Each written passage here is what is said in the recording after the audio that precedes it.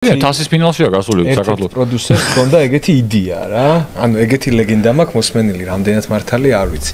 რომ ინგლისში ერთ-ერთ პროდიუსერს გაუჩნდა იდეა, რომ ვინაიდან მუსიკაში ყველაზე მაგარი არის Led Zeppelin და პოეზიაში Jethro Tull, ეს ორი რაღაცა გაერთიანებინა და Ian Anderson-ს დაეწერა ტექსტები და Led Zeppelin-ს დაეკრა. რაღაცა შეიძლება გამოსულიყო სრული ყლევობა.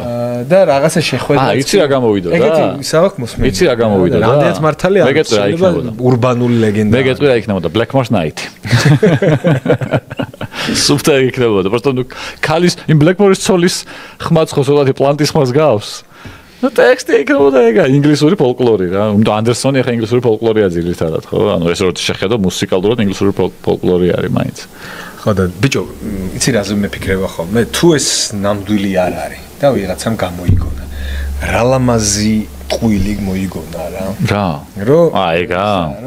მეთქი სომს, მეთქი ცხოვრებაზე ამბობ ზოგადად. ანუ ვიღაცები ხო ბინძურ ჭორებს იგონებენ ხოლმე და ის რა კაი ჭორია, ხო? ის რა კაი კაცია, ვინც ეგ გამოიგონა, რომ მოდი Ian Anderson და Led Zeppelin და ხო, აი ნახე, წარმოიდგინე, მეორე ადამიანიც არის მანდვე.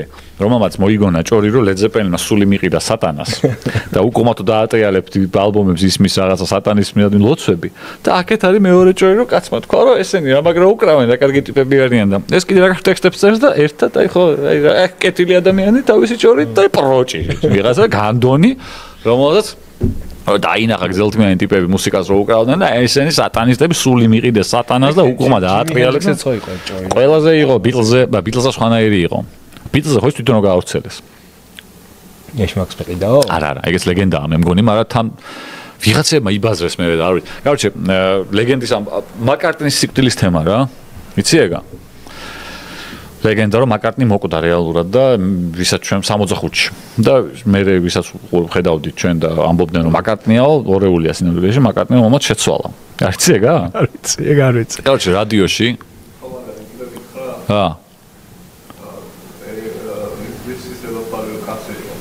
ინგლისის დედოფალი კაცი იყო. ეგ ჭორი იმაზე იყო, რომის პაპზე იყო, მაგრამ ისტორიაში არ დასტურდება. ეს ძველი. არა, იმით რო არის თუ გამოსახული, დიდის პროკუშელა. ძველი ინგლისის დედოფალზე, ელისაბედი? ელისაბედი იყო, ხო? ალბათ, რა ვიცი. მოდი დაჯექი ერთს მართლა მოვწე. ელისაბედ პირველი. ბოჭი, შენ გიყვებოდი რაღაცას, შეჩემა. დაჯექი, მაშინ მაკარტნი ხო? თქონების თეორია არსებობს რა, რომ მიკროფონში ლაპარაკო. მაშინ გძინავს ხო ნახე? ხო. დედოფალი ელისაბედია ალბათ რა.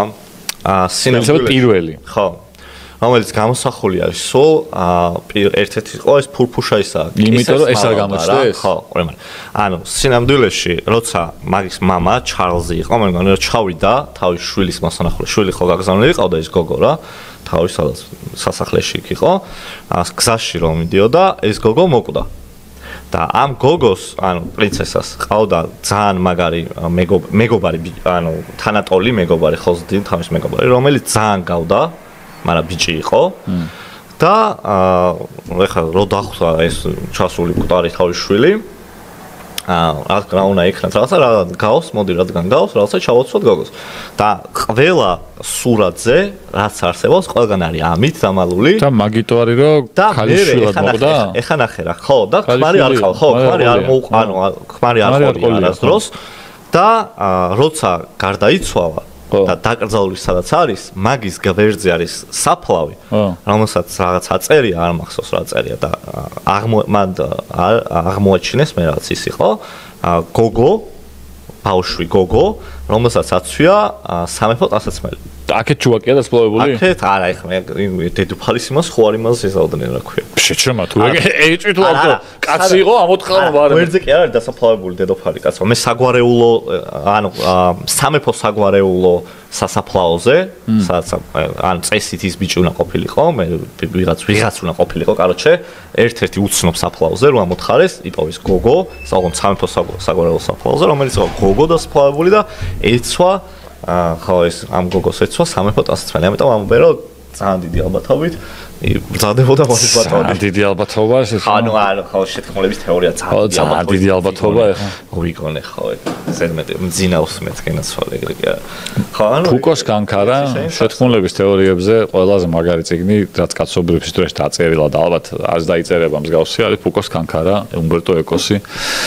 სამივე ხელით რომ კონდეს მესამე გირჩევდითო წაიკითხოთ ძალიან მაგარი შეგიცვლით რაღაცეებზე წარმოდგენას რა ჩემი აზრით. აი შეთქმულების თეორიებს მარტივად აღარ დაემორჩილებით. ასე აღარ დაიჯერებთ ასე ვთქვათ, ან გადამოწმებას მაინც დააპირებთ ხოლმე.